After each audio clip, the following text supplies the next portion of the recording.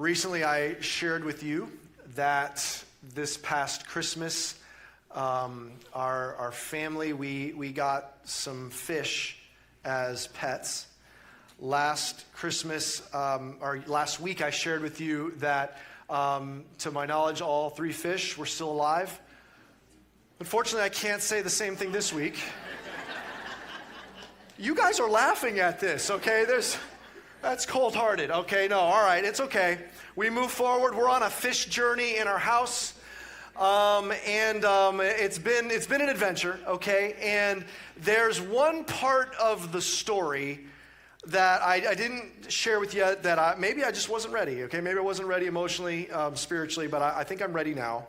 And it happened when the kids, they opened up the fish tank, 10-gallon fish tank, and we were getting it set up for fish to be in the tank. And luckily, it came with very straightforward, simple instructions. It said, like, easy startup guide. And I'm like, okay, because I don't know what to do. Like, do I use lake water? Do I use hose water? Like, what am I doing here? I don't know what to do. And it gives every step of, like, here's how you go from opening this box to actually putting fish in this fish tank. And so the first step, obviously, you clean out the fish tank. And then it says, step number 1, find the spot you want to have the fish tank, and then put the fish tank in that spot, and then go from there. I'm like, okay, that's simple. And then I keep reading, and it says, and then take the gravel, and you have to have 1 pound of gravel for every gallon in the fish tank, which seemed like a lot, but you have to have like a certain layer. So I had to get 10 pounds of that gravel and put the little pebbles. I got to wash that, and then we laid that on the bottom. And then you got to put, like, if you have like a little castle or sunken ship, you put that in, and like any of the plants or whatever. And then you've got to fill it with water, okay? But they want you to fill it with water a certain way. You can't just like dump it in, because then the gravel goes everywhere. And then you got to put your hand in there, and you're supposed to put like fish in this clean water. So anyway, so they say very carefully pour the water in so it doesn't disturb all the things that you put in there. And so we decide, okay, where are we putting this tank? We got the gravel in there, we've got all the things inside. We're like, where are we putting this tank? And we decide that the tank is going to start in my son's room. He's got these sturdy shelves we're going to put it on. And my son's room is upstairs. And so I'm thinking about this. I'm like, okay, if I go put this on the shelf and then I fill it with water, I'm going to be walking back and forth from the bathroom with like a Flanagan's cup for like 3 hours. I can't be doing that. Like, that's ridiculous. So I know what it says, but I've got a plan. So I decide, all right, I'm just going to start in the kitchen. And I have a little bit more space to maneuver. I'm going to fill it up like halfway with water, okay? Like, I know it's going to be heavy, but like, I just have to make 1 trip. Like, I can just muscle through 1 trip, not just walk carefully so I'm not sloshing too much water around. And then I only have to do the Flanagan's cup thing for like an hour and a half. Like, that'll be like a lot less. So I'm like, all right, it's a good plan. And I start filling it up, and it gets about halfway, and I'm like, I could go a little more. So I like fill it up like another like gallon and a half. We're at about like 6.5 gallons. Like, okay, I don't want to be too crazy. So then I'm in the kitchen. So then I pick it up. And when I pick it up, I got my hands like this. I pick it up and I'm like, oh, wow. This is like 6 gallons of water, which is surprisingly heavy. I didn't calculate the other 10 pounds of gravel plus the weight of the fish tank. I'm like, all right, I can do this. I'm a man. I can do this, but I need to switch my hands. So then I took it and I put it back on the counter. I carefully slide it over to the edge. I kind of put it on like kind of the corner so I can get a hand under each part. And then I lift it. But as I'm lifting it, I didn't realize that just for a split second as it's coming off the counter, I rocked it back a little bit. So the corner of the counter for a split second is right on the middle of the bottom glass pane, and all the weight is on that 1 point. So I lift it up, and I'm like this. I'm like, I got this. And then I hear splintering. I hear cracking. And all of a sudden, I see water pouring out the bottom. Glass is flying down. I put my hand under it to keep the glass and the gravel. I then move it over. I'm like, I got to get to the sink. I move it past, but unfortunately, I left the dishwasher open with dishes in it. So I've got fish gravel on the dishes, and then I put it like on top of the sink, And now my hand's lacerated by glass. There's blood coming down. And I'm seeing that gravel and glass is going down into the garbage disposal. So I don't know what to do. I'm like, do I save my hand, the dishwasher, the floor, the garbage disposal? I'm locked up. I'm just screaming incoherently. I think all I said was I screamed the word disaster. Like, that's the only thing I said.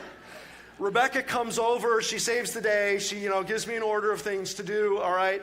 And so bottom line is that was 3 p.m. on Christmas Day. All right? There was a lot of cleanup after that. That fish tank was destroyed. So the fish that my kids have their fish in, that tank is a different tank than they received on Christmas morning. But yes, we had to clean out the dishwasher. We had to uninstall the garbage disposal. It was a whole thing. Okay, now I go back and I say, what just happened? And I'm still asking this question a little bit, okay? But what essentially transpired is there's a very simple list of instructions. It wasn't really many instructions. I thought it was going to be more complicated. It was very simple instructions. It's not that the instructions were really that complicated. There was just one foundational thing right at the beginning that I skipped over. Put the tank where you want it to be to begin with, and then fill it with water. And I said, okay, I could, but I have a shortcut. I said, I'll just do this a little faster. I have a better way to do that. I'll just fill it up, and then I'll just kind of muscle through and make it happen, okay? And it was just a very simple thing, just a very simple piece of instruction. It wasn't I couldn't comprehend it. It's just I just decided not to do it. I decided I had a shortcut. Okay, I share that story because the passage that we're looking at, man, it's just so beautiful. It's out of the Old Testament. And we're going to spend a couple weeks kind of digging into this passage. It's a beautiful story. And it's a story about these two people that God brings together into marriage. And the truth it says about marriage, it's not rocket science. It's not complicated. It's very understandable. It's just so simple that sometimes we shortcut it and we have to go back to it. And what this very simple but profound passage, what it has for it really, truly, whatever season you're in relation to marriage, maybe you're single again, you're wanting to be married, you're pursuing marriage, or you're like, hey, I don't know if I want to be married now, but one day. Maybe you're newly married. Maybe you're just a couple years. Maybe you're engaged. You're about to be married. Maybe you're now married and now you have kids on the scene and there's all new things you're working through. Maybe you have teenagers and that becomes a whole different thing. Maybe it's empty nesters and now that creates a whole different thing in marriage. Maybe you're retired and you're exploring that season of marriage. Listen, as a pastor over the years, I've had the privilege, Rebecca and I have the privilege of coming close to so many families and couples that have brought us in their life as they're walking through seasons. And so often, the principle, this very simple but profound principle, no matter what stage we are in relation to marriage, we have to be reminded, come back to it, and let it loose in our lives. I want to take you to this really beautiful story. It's in Genesis chapter 24. Open in your Bible or your Bible app to Genesis chapter 24. Let's dig into this story together.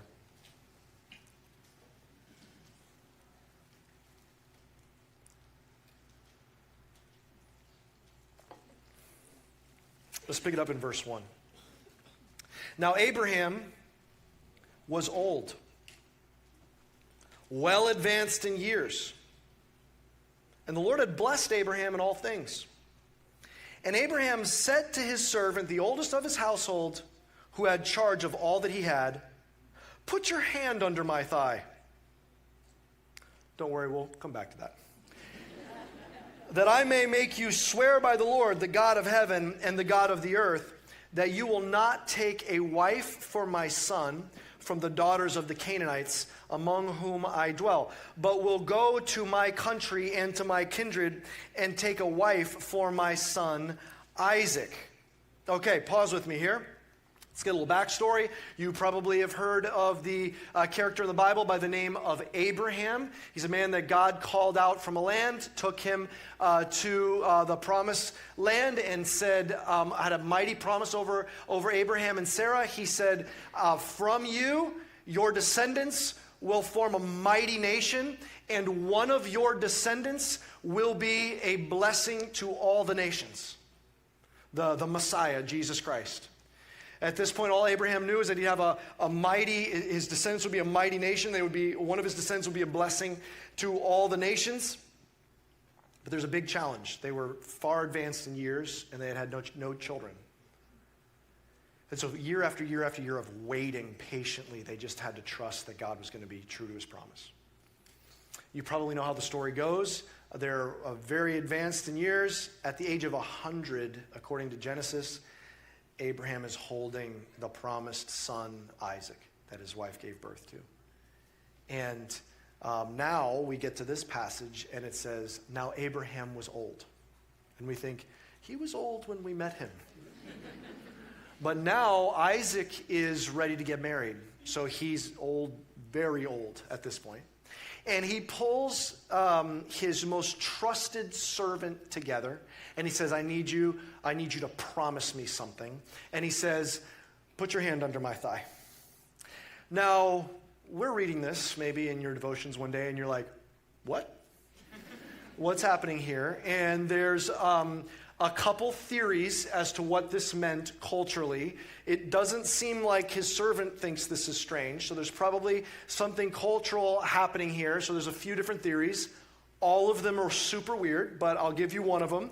One of the theories is that if you read later in the Old Testament, there's a couple times where it says, in the context of coming judgment, it says, you will strike your thigh in grief.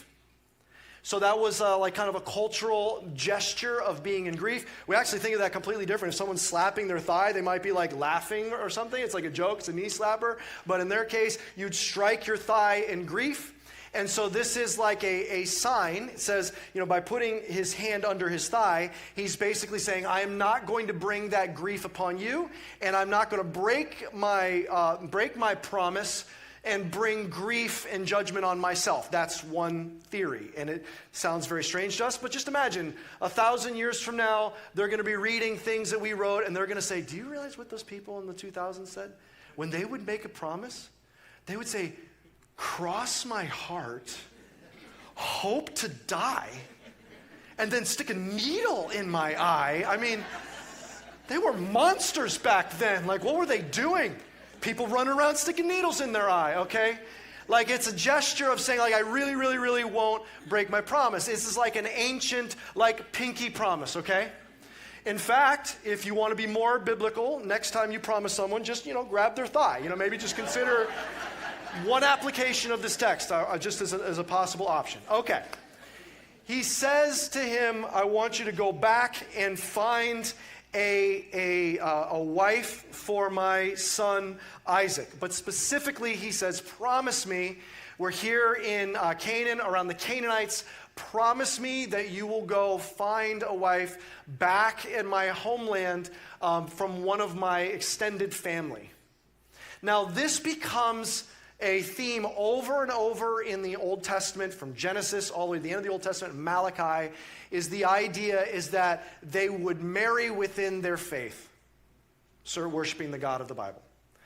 The issue is not chiefly, it's not an ethnic issue, because there's many people along the story, like Ruth is a beautiful story. Like, she's of Canaanite descent, but she becomes a worshiper of Yahweh. And so the Bible celebrates the marriage between her and Boaz. And so the issue is that they're marrying someone according to the promise over their family.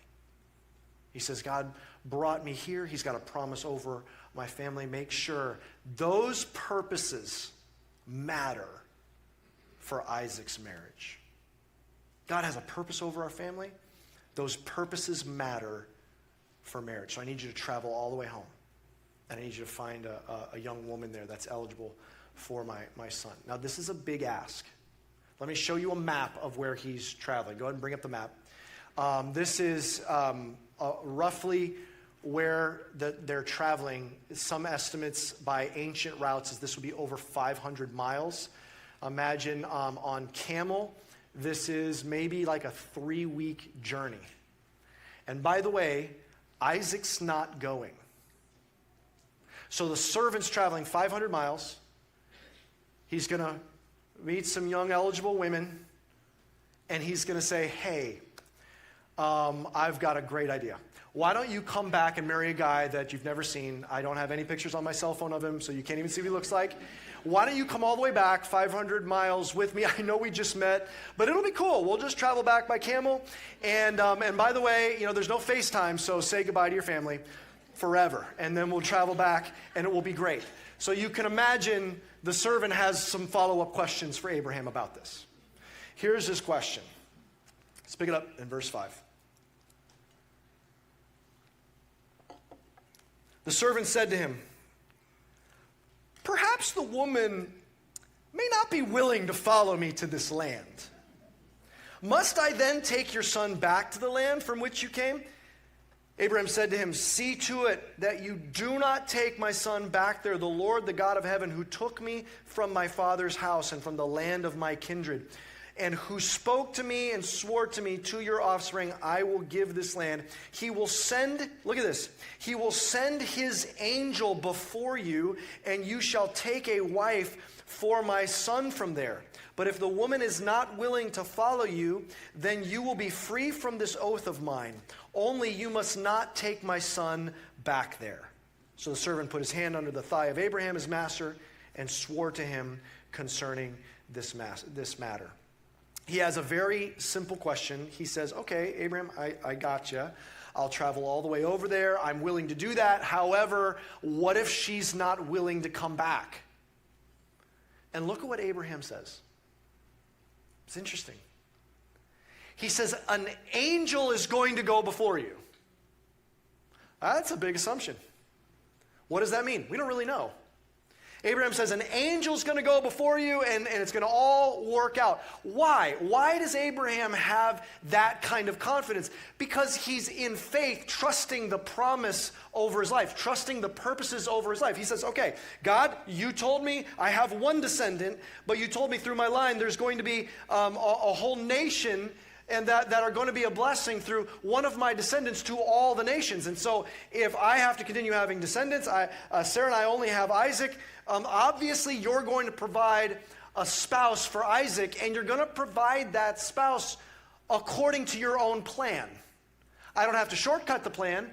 I just need to follow your plan, and I'm going to trust that you're going to work it out. So he has faith to the degree where he's expecting something miraculous like an angel going before him. So the servant says, okay, I don't know what to say to that. Okay. And he promises Abraham, and he goes off on his journey. Now watch how this plays out. This is such a beautiful story. Let's pick it up in verse 10. Then the servant took 10 of his master's camels and departed, taking all sorts of choice gifts from his master. And he arose and he went to Mesopotamia, to the city of Nahor. And he made the camels kneel down outside the city by the well of water at the time of evening, the time when women go out to draw water. And he said, O Lord, God of my master Abraham, please grant me success today and show steadfast love to my master Abraham. Behold, I am standing by the spring of water, and the daughters of the men of the city are coming out to draw water. Let the young woman to whom I shall say, please let down your jar that I may drink, and who shall say, drink, and I will water your camels, let her be the one whom you have appointed for your servant Isaac. By this I shall know that you have shown steadfast love to my master. He travels 1 week, 2 weeks, maybe 3 weeks. He pulls up outside the city. His camels all have been traveling for 3 weeks. They can go a long, long time without water, but at the end of their journey, they're really thirsty. They all are outside the spring, and at some point on the journey, maybe right then, he realizes, okay, this is a hard sell. What am I going to do? He sees the ladies from the city coming out to draw water. Customarily, the ladies would come out probably in the morning when it's cool, and then in the evening again when it's cool. This was kind of a cultural practice. So he sees these ladies coming out from the city. What is he going to do? Ladies, gather around. I've got something I would like to suggest. What's his plan? This is like a hard sell. So he says, God, I need your help here. I just need to know what you want. And he says, I don't know, God. I'm going to ask one for a drink of water after this long journey. And whichever one that I ask that then says yes, and I'll give all of your camels water, let that be the woman that you've chosen. Now, this is the scenario. This is probably, again, a cultural practice. They have high value of hospitality in this region in this time in history. So this is probably not super uncommon. A traveler, this kind of hospitality would be shown to offer them water. Then the response offer to be willing to water all the camels, that is a big offer. Each camel in one sitting can consume 30 gallons of water. And there are 10 camels. This is 300 gallons of water they're drawing up from a well, which is probably hand dug, and you're doing this motion. And water is heavy, as I recently experienced in my life. This is very heavy, okay? 5 gallons of water is like 40 pounds. And this person has got, whoever this woman is, this is going to be a workout, 300 gallons, pulling it up from a well. This is a big thing. So he says, Lord, just let this person be the one you've sent me to find. What happens next? Let's keep going, and we'll wrap up this part of the story for today. Let's pick it up in verse 15. Before he had finished speaking, behold, Rebekah, who was born to Bethuel, the son of Milcah, the wife of Nahor, Abraham's brother, came out with her water jar on her shoulder. The young woman was very attractive in appearance, a maiden whom no man had known. She went down to the spring and filled her jar and came up. Then the servant ran to meet her and said, "Please give me a little water to drink from your jar." She said, "Drink, my lord." And she quickly let down her jar upon her hand and gave him a drink. When she had finished giving him a drink, she said, "I will draw water for your camels also until they have finished drinking." So she quickly emptied her jar into the trough and ran again to the well to draw water, and she drew for all his camels. The man gazed at her in silence to learn whether the Lord had prospered his journey or not. Here's the moment of truth. When the camels had finished drinking, the man took a gold ring weighing a half shekel and 2 bracelets for her arms weighing 10 gold shekels and said, "Please tell me whose daughter you are. Is there a room in your father's house for us to spend the night?" She said to him, "I am the daughter of Bethuel, the son of Milcah, whom she bore to Nahor." She added, "We have plenty of both straw and fodder and room to spend the night."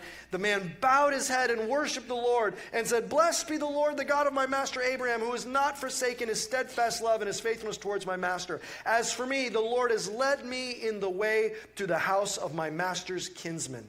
Then the young woman ran and told her mother's household about these things. We're going to pause there for today. We'll pick it up next week. There's still some pretty big conversations he needs to have with her family. He hasn't told her exactly what brought him all the way to this place. But here's what happens. He's asking the Lord, "God, please, would you bless my journey?" And in his mercy, God's mercy, this is so beautiful. He says, before he's done praying, this woman walks up, a young woman named Rebekah. Says beautiful in appearance, which seems to be a trend with Rebekahs, I've noticed in my life. You know, it just seems to be the trend. You got to get points where you can. You know what I'm saying? Okay. This beautiful young woman comes up, Rebekah, and he says, "May I have a drink?" He's wondering, "God, I'm hoping this is you." She says, "Sure." And then he finishes drinking, and he's waiting. And she says, and yeah, I'll water all the camels. And he gets out jewelry. Then this might have been part of the culture, like it was kind of understood that he would like give her something as a thank you for her effort. And he pulls out, it's really significant jewelry. It's heavy gold. They're probably bracelets or probably bangles and a ring. We find out later in the story this is actually a nose ring. It's a pretty significant nose ring. Other Eastern cultures have a practice similar to this, especially in wedding contexts. In India, they have a practice of that. Go ahead and bring up that picture. It could have been something like this. This is a very ancient Indian practice at weddings with a nose ring that has kind of a chain. Could have been something like that. He brings out these pieces of jewelry, and then is kind of the moment of truth. He says, okay, just tell me about your background. And sure enough, she's an extended relative of Abraham. And what does he do? He just bows his head and worships God. God arranged this marriage. Now, you know how the story ends. Probably Rebecca and Isaac, they get married. But here's just the point for today. It's something very, very simple. Just really, really simple. God arranged this marriage. God did it. I think about all their life. They'll tell their kids and their grandkids and their grandkids and their grandkids so that many generations later, it gets written down. They told the story. Can you imagine the confidence they had in their marriage? Even when things were hard? When things were different than they expected? Can you imagine the confidence that they still had? Be like, yeah, but remember the miracle that God brought us together? Remember what he did? Like there were like an angel involved, apparently.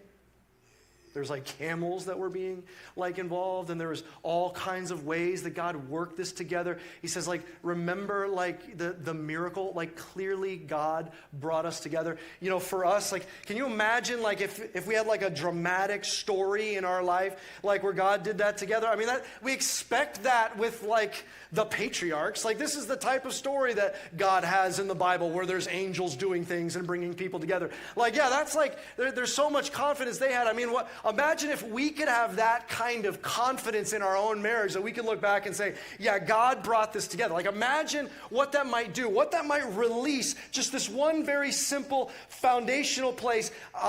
Might be difficult, might be hard, might be twists and turns, but we know God brought us together. So, man, it'd be nice to have a story like that where like angels are involved bringing us together. But can I tell you what the scripture says about you?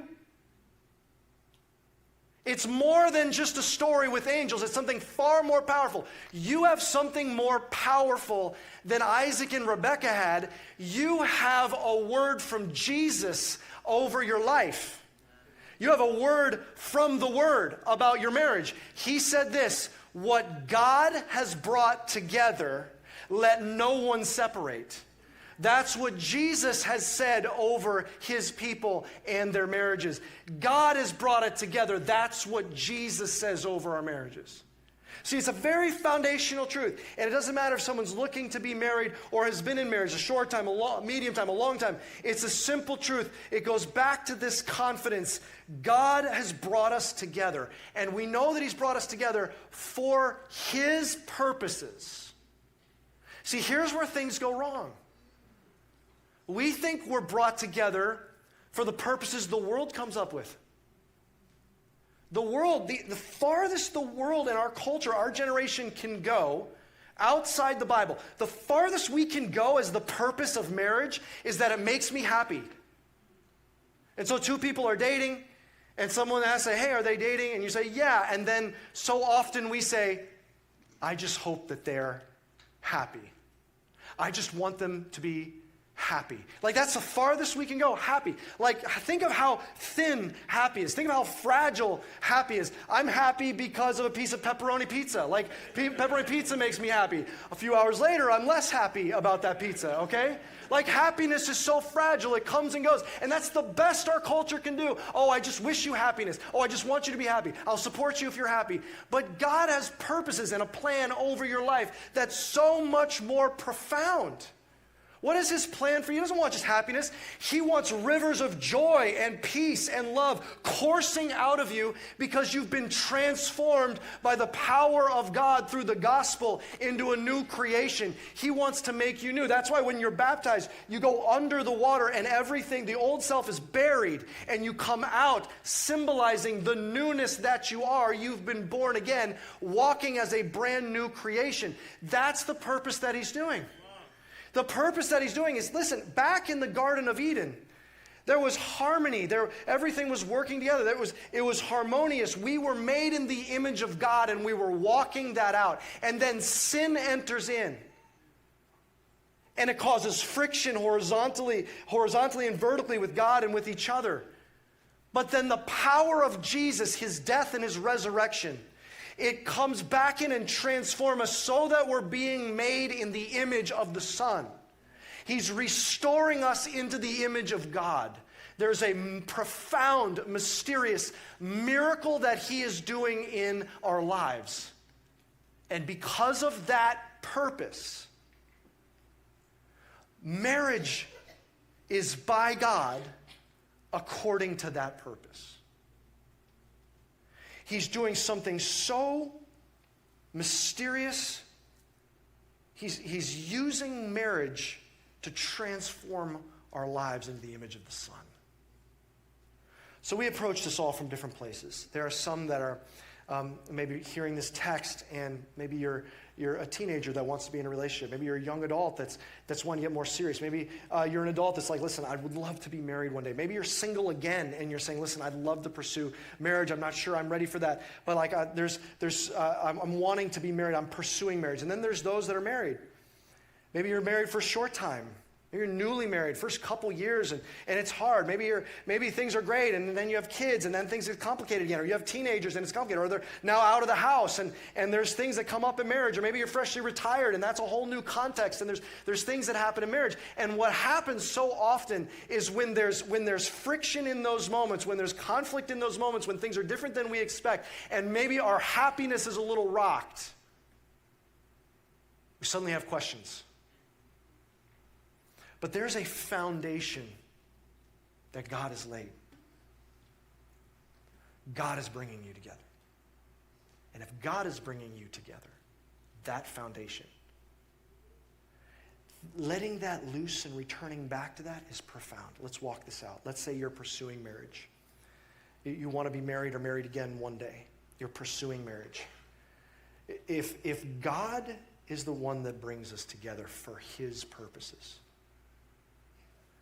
then don't bend and break God's plan in pursuit of God's gift. If marriage is God's gift to you, he made it. He desires it. He wants it for you. Don't then go against and go away from God's plan for the sake of God's gift. Don't find an easy route, a shorter route in the plan. Follow his plan, even though it might require much more patience. See, what can so often happen is maybe it's someone's like, man, I'm just so ready to be in a relationship, and so they lower their standards. They say, okay, God, I'm following you, and I know that you want me to be in a relationship with someone else that loves Jesus, but I just can't wait any longer. And so maybe they bend away from God's plan, and they start going with someone that's not on the same page spiritually, or maybe they lower their standards of what God is calling us to for sexual holiness, and they say, listen, I'm so desperate to be in a relationship. I know this is probably not right. Or maybe it's later in life, and it's like, listen, I'm a grown adult. I can make decisions for myself. Like, maybe that's fine for a young person, but as an adult who's now later in life, like, I can make my own decisions for my own relationship. Don't bend and break God's plan in pursuit of God's gift. Like, he's at work. And what are his purposes? He's working in our life to make us into the image of his Son. And so all of the preparation process is part of that. The patience is part of that. The waiting is part of that. The discipline is part of that. Don't shortcut. Abraham could have easily said, you're right, it's a long 500 miles to do that. We'll just find someone nearby. wait on the Lord. Because if it's God's plan, if it's God's promise, if God's gift, then follow God's plan. Second thing, for those in pursuit of marriage, listen, the best possible thing, the most important thing you can do to be prepared for marriage is to pursue God. That's not the only thing, man. There's a lot of things that are important. There's a lot of things to think about. There's a lot of counsel and advice and even premarital counseling and things like that. There's a lot of things that are important. But the most important thing is pursuing God, because as you're pursuing God, he's preparing you for marriage by making you more in his image. But what about for those that are married? For those that are married, even whether it's a little time or a long time, go back to this fundamental truth. He has drawn you together, and he has purposes of what he's accomplishing in you. That means that even when there's conflict and friction, and you say, like, I got in this to be happy, and right now I'm not happy, what sometimes many say is, something has gone wrong. But God says, no, I'm doing something more. I'm not just going to settle for happiness. I want you to have joy that's invincible. And so I'm working through those conflicts. I'm working through that friction that's happening in your life. It's like so often people will say, listen, you knew this was who I was when you married me. Don't try to change me.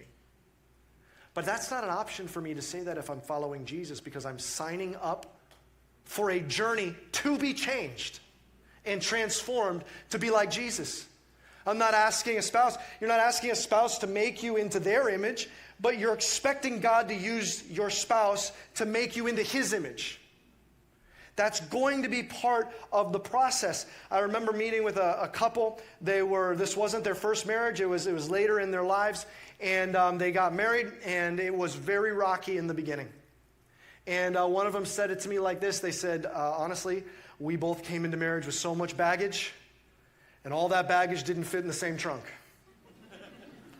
And so we almost had to just pull the car over and get out. But you know what they did? They trusted God in that season, allowed God to work in them, allowed God to change them. And you know what he did? He said, yeah, because some of this baggage you no longer need to carry with you anymore. And you know what happened on the other end of that season? They pushed through. They struggled through. And as they became new people, they found so much joy in that marriage. God's using that in our lives. It's all part of his plan. He arranges marriage according to his purposes. So trust, just because things have gotten challenging, just because things have gotten difficult, just because things are maybe not as happy as you thought they were going to be, just because you might say, man, there's so much friction, there's so much fighting, or because you say, listen, I can't take the things that they have, their weaknesses in their life. If maybe you're saying that, listen, all of that belongs in. It's like the couple that I met with, and they said, hey, we've been married for a long time. And they say, we never fight. Never have fought, never fight. And I'm thinking, that means one or both of you are time bombs, okay, that's about to go off. Because listen, that's part of the process. God uses marriage to make his children into his image. Something hasn't gone wrong. God's using it to make you into the image of his son. That's the promise. Here's the foundation. You're not lifting it on your own. You're not shortcutting it. It's this foundational principle. Simple. If you're seeking marriage, wait on the Lord. Let the patience do the work in you it's supposed to do. If you're married, trust the Lord that he brought you together, and let God work through your spouse in your life, making you more in his image. It's like this. I saw this illustration once visually depicted many years ago, and it was so simple, but I've never forgotten it. Go ahead and bring up that triangle picture. Check this out. It's like there's three people in the equation of a relationship. There's a man and a woman, and there's God. And a man and a woman, like the shorter distance to each other is just to go towards each other. It's just to either try to fix it themselves or just to do it their own way, find their own path. But then if they come together, they are leaving God out of the equation. But there's another way to come together. It's if both of them pursue God. And as they're pursuing God, God is drawing them together. Whether you're waiting to be married or you're married, pursue God. Let him transform you and watch how he's drawing you even more deeply together. Can I encourage you? God tells amazing stories. He writes beautiful stories like this one. And it says every day of your life was written in his book before one of them came to be. God only writes masterpieces, and he's writing your story. Trust him in your story, and let him do the work of his purposes in your life. Let's pray.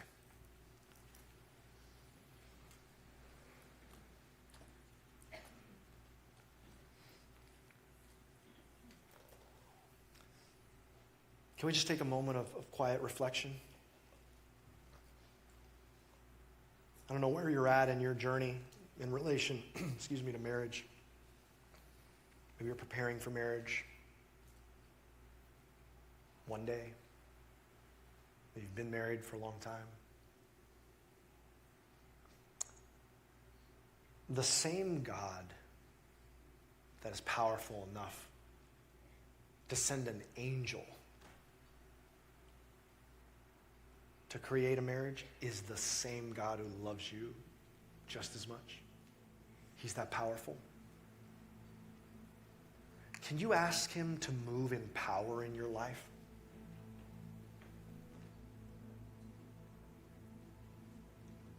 Those of you who are single or single again, say, God, there's things in my life I know that you want to work on. He's so powerful. He can work in your life. Easy. Invite him in. Do you know the authority he has over this universe? Let him work on your life.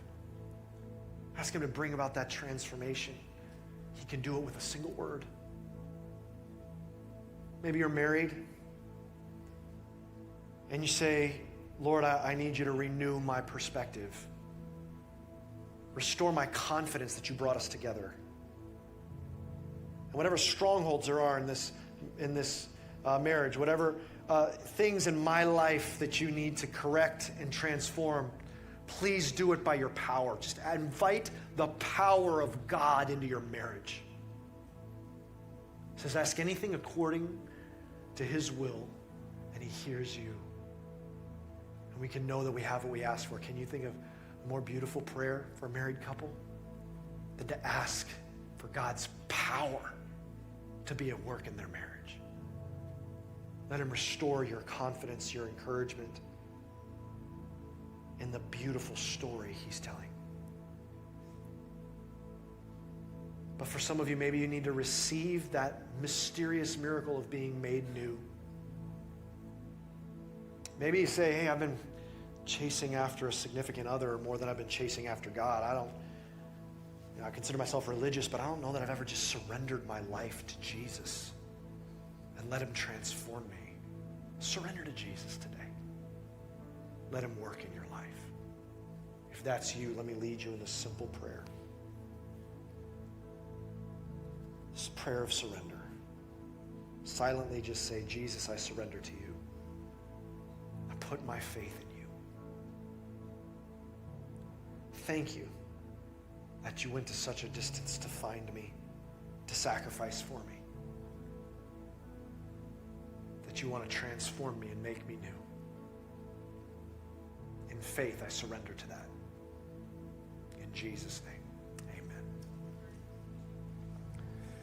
For those of you who put your faith in Jesus, I want to encourage you, listen, before you leave today, can you stop by guest services? It's in the front lobby. There's a table. They're giving out Bibles there for those who put their faith in Jesus. Just say, hey, I put my faith in Jesus. They'll give you a Bible. If you feel more comfortable, or maybe you're watching online, go to cityrev.org/faith. We'll mail you a Bible. We just want to equip you for this journey. But church, we're going to close with a song. There'll be some prayer leaders down front as we're singing. If there's anything going on in your life that you want to be ministered to, it could be anything at all, while we're singing, take advantage of your church family. Let them pray over you. But we're going to close with this song. Go ahead and stand with me. As we're thinking about the power of God at work in relationships, let's just be reminded of God's power in our lives. Let's declare it, and let's ask him to work in our lives. All it takes is one word from God, and things can be completely transformed. Let's invite God into our lives. Let's sing this together. One word from you.